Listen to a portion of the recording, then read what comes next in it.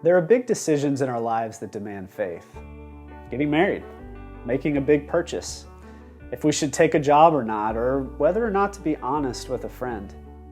Or you fill in the blank. What's a big decision that you faced recently or are facing now? When God appeared to Abram in Genesis chapter 12, he made Abram big promises. As a childless old man, Abram had no heir. He had no one to inherit his wealth when he died, or to take care of the many people who looked to Abram for protection. He had no one to remember him and his wife when he passed away. So God's promise to make Abram a father of not just one child, but of a whole nation had to have seemed too good to be true. God didn't just promise Abram a son, however. God also invited Abram to leave the protection and familiarity of his home and to move to a new land.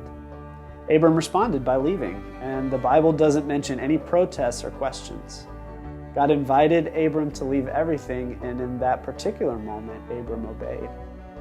But there's an even bigger promise that God made to Abram, a promise that is fleshed out in the chapters of Genesis that follow this story. God offered his presence to Abraham. God offered a relationship.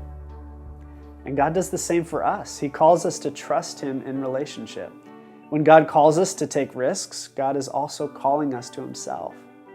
So no matter how long the leap of faith is that's in front of you or me, may we see that the opportunity of faith is also an opportunity to lean into our faithful and loving God in relationship.